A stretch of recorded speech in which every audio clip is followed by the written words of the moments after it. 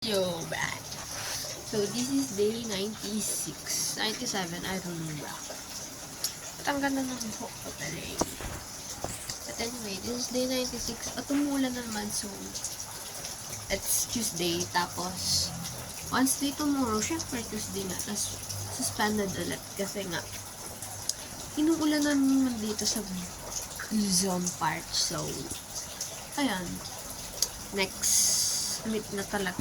Next week na kami makakapasok since Thursday, wala kaming pasok naman. Tapos, Friday is holiday. So, and kanina, ano nga ba ito? Nakapag-request na kami.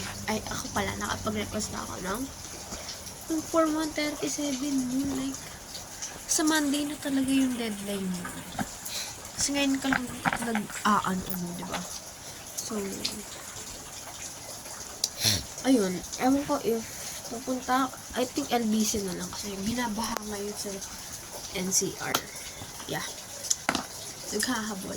Tapos 3 days process naman yun. So, yeah. Yeah. Ano lang. For today's agenda. Yeah.